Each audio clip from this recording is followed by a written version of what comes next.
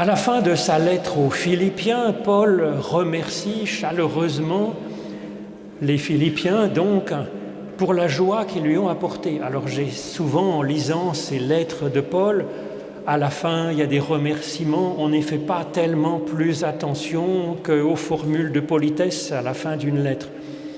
Mais là, c'est un mot de saint Augustin qui a attiré mon attention sur ce qui réjouit tellement Paul dans ces mots aimables. Alors c'est vrai que les habitants de la ville de Philippe lui ont envoyé un bon coup de main, et il est en prison, c'est un coup de main matériel qui l'aide bien. Bon, il remercie, c'est normal, mais le plus précieux, nous dit Paul dans ce remerciement, c'est leur intention. L'intention, c'est pour Paul le fruit de l'esprit qui est la source de tout. Le fait de penser à lui et de chercher ce qu'il pouvait faire. Alors c'est ça qui est ensuite a produit le geste. Et c'est ce que saint Augustin relève. Et il ne le relève pas seulement dans une prédication, un article où il étudierait ce passage. Il en parle dans ce livre qui est pour lui le plus important, les Confessions, où il essaye de chercher ce qui résume pour lui l'essentiel dans sa vie. Alors je vous propose d'écouter justement ce passage de Paul remerciant les Philippiens et ensuite d'étudier cette question. Je me suis grandement réjoui dans le Seigneur de voir enfin refleurir votre intérêt pour moi. Cet intérêt, vous l'aviez bien, mais l'occasion vous manquait. Je ne dis pas cela en raison d'un manque pour moi, en effet. J'ai appris à me contenter de l'état où je me trouve. Je sais vivre humblement comme je sais vivre dans l'abondance. En tout et partout, j'ai appris à être rassasié comme à avoir faim, à être dans l'abondance comme à être dans le manque. Je peux tout en celui qui me fortifie. Cependant, vous avez bien fait de prendre part à ma détresse. Vous le savez vous-même, Philippiens, au commencement de la bonne nouvelle, quand j'ai quitté la Macédoine, aucune église ne m'a témoigné sa solidarité en se mettant en compte avec moi. Vous avez été les seuls à le faire, car à Thessalonique déjà, plus d'une fois, vous m'avez envoyé ce dont j'avais besoin. Mais ce n'est pas ce que je cherche, les dons. Ce que je cherche, c'est que foisonne le fruit porté à votre compte. Et ce fruit, nous dit Augustin, c'est l'intention. Paul conclut donc ses remerciements en disant « Ce n'est pas le don que je cherche, mais le fruit ». Le don, c'est donc le coup de main que Paul a reçu, et le fruit, c'est autre chose. C'est l'intention du geste, le fruit spirituel. Et c'est ce qui émeut Paul profondément. C'est cela le fruit de l'esprit. C'est aimer, c'est s'intéresser à l'autre, c'est vouloir l'aider, chercher qu'est-ce qu'on pourrait bien faire. Le don n'est seulement qu'une conséquence. Et donc Paul et Augustin attirent notre attention sur l'intention. C'est ça qui change le monde. Alors cela me fait penser à cet extraordinaire début de l'Évangile selon Jean. Au commencement était la parole, et la parole était avec Dieu, et la parole était Dieu. Elle était au commencement avec Dieu, toutes choses ont été faites par elle, et rien de ce qui a été fait n'a été fait sans elle. En elle était la vie, et la vie était la lumière des humains. Alors on pourrait traduire ce passage en disant « Au commencement était l'intention ». Et l'intention était avec Dieu, et l'intention était Dieu, était divine. Toutes choses ont été faites par elle, et rien de ce qui a été fait n'a été fait sans elle. En elle était la vie. Car en effet, ce qu'on traduit par parole ou par le verbe dans ce passage, c'est le logos éternel. C'est en quelque sorte l'intention bonne et féconde de Dieu pour le monde et pour nous. L'intention créatrice, l'intention de vie de Dieu lui-même qui ensuite s'incarne dans notre chair dans nos cœurs, dans nos pensées, et puis ensuite dans nos actes. Et c'est là-dessus, sur l'intention, que Jésus travaille. Parce que l'intention, donc, fruit de l'Esprit de Dieu en nous, demande un certain travail pour être mise en avant, développée et qu'elle puisse s'exprimer. Il me semble que c'est important de relever pour nous l'importance de l'intention pour au moins 2 raisons. C'est important parce que ce n'est pas facile d'arriver à donner à la personne que l'on aime ce qui effectivement la fera vraiment vivre. Il faut que ça tombe juste, pile poil, en rapport avec ce que l'autre est à ce moment-là, dans les circonstances. Et pour ça, il faudrait que nous soyons, comme qui dirait, un prophète extralucide ou une prophétesse extralucide. Parce qu'il n'y a pas de règle absolue sur ce que nous devrions faire, si ce n'est d'être profondément dans une bonne disposition et puis ensuite de faire au mieux. Ensuite, il me semble que c'est important de relever la place essentielle de l'intention, car nous n'arrivons pas toujours à donner, en fait, à rendre service. Peut-être que nous n'avons pas les moyens, peut-être que nous ne voyons pas comment faire, peut-être que nous n'arrivons pas à nous décider ou à nous mettre en route. Inutile de culpabiliser finalement. L'important, c'est d'abord l'intention. C'est s'intéresser, c'est aimer, c'est chercher. Travaillons donc ce domaine en faisant confiance.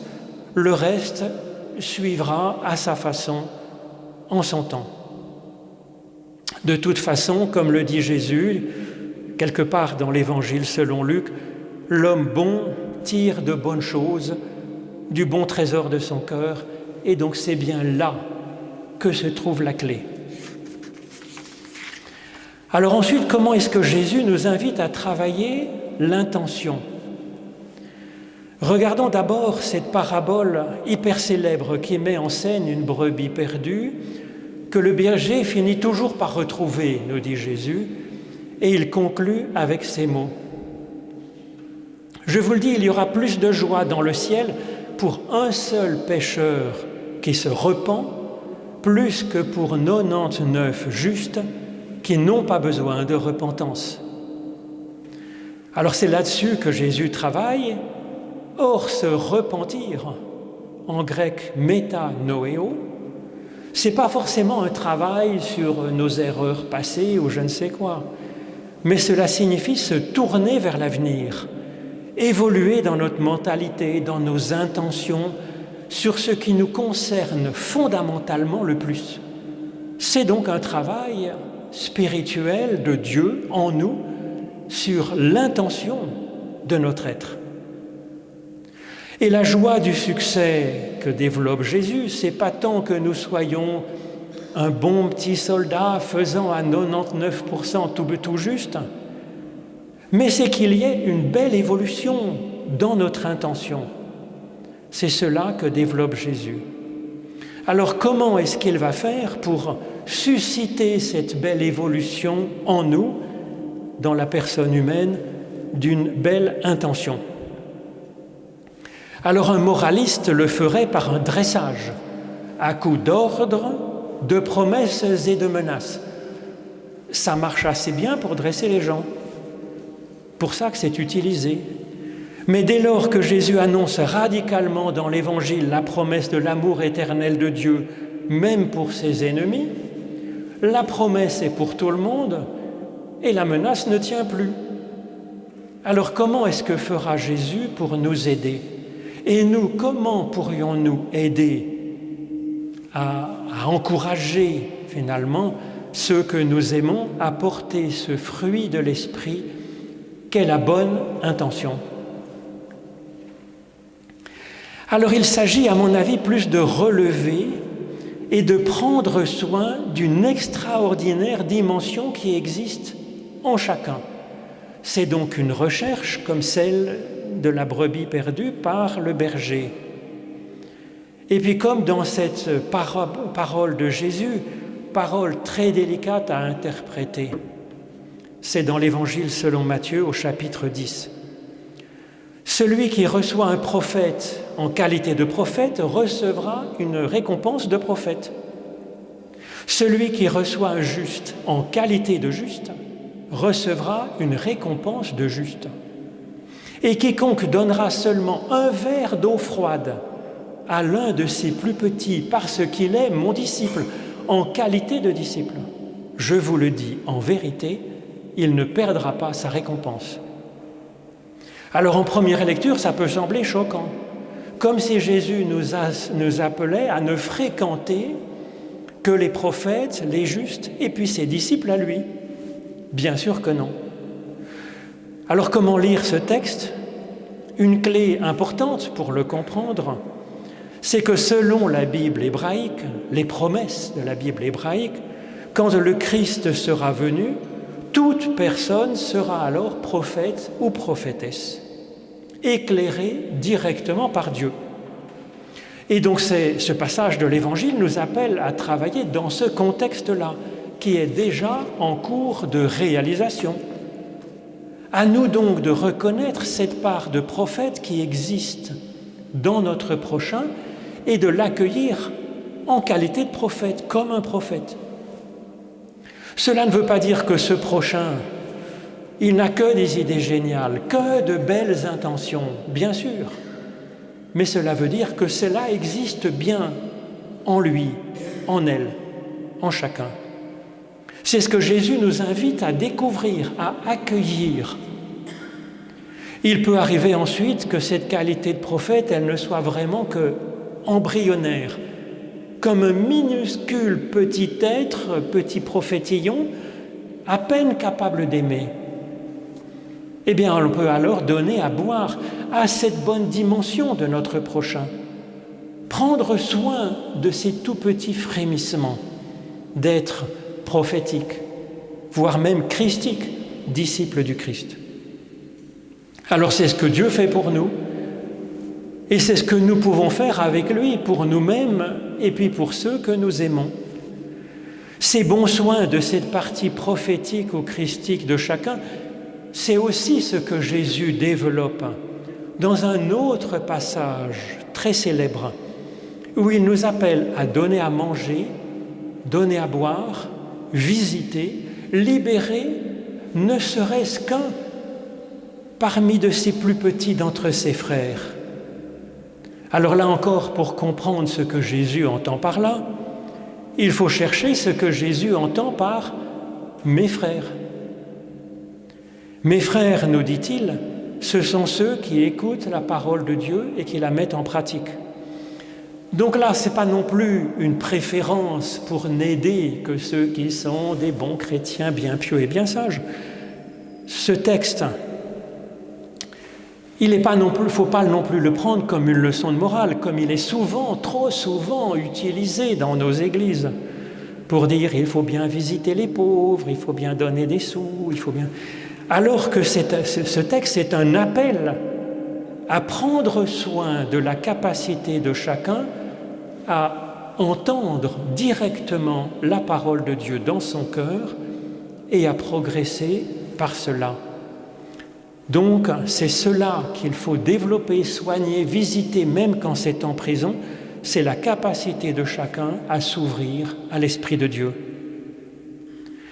Nous pourrons alors attendre ce fruit qu'est la bonne intention. La personne alors sera un peu plus en éveil de ce qu'elle aurait à cœur de faire pour faire améliorer le monde, pour aider les personnes autour d'elle, comme le font les Philippiens. Et ce sera alors avec joie, par abondance du cœur, pas par contrainte sous la menace. Et du coup, le don qui pourra être fait, le geste, la parole, aura bien des chances d'être fait avec profondeur, avec respect, avec amour pour la personne, en cherchant ce qui va vraiment aider telle ou telle personne que nous aurons discernée. Mais même dans l'attente de trouver comment donner, l'intention déjà nous travaille, nous nourrit, nous réjouit, comme le dit Jésus, réjouit le ciel, nous grandit, et nous prépare. L'intention est donc le fruit, nous dit Paul, et c'est sur quoi insiste saint Augustin. Toute grappe de raisin, lit-on dans une liturgie ancienne, est le fruit du travail des hommes et de Dieu, en équipe. La belle intention est le fruit du travail de Dieu en nous.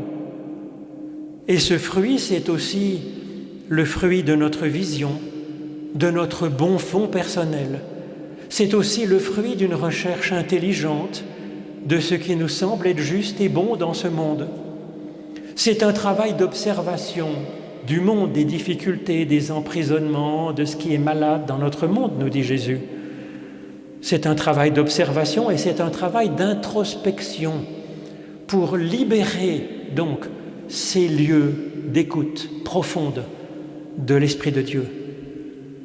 C'est un travail personnel, c'est aussi une question spirituelle, car notre bonne intention n'est pas seulement une opinion sur le monde ou une sagesse, mais c'est comme une conscience de nous-mêmes, entre Dieu et le monde, en cet instant même. Et donc cela a tout à voir avec un esprit prophétique, car cela demande de voir les choses de plus haut que nous, dans le fil du temps. C'est ce qui nous permet alors d'ajuster nos intentions, de leur donner une vision plus ample dans le temps et dans l'espace, de leur donner une plus belle clarté, une plus belle beauté et bonté. C'est extrêmement réjouissant alors pour Dieu et pour ce monde qu'il aime tant. Amen.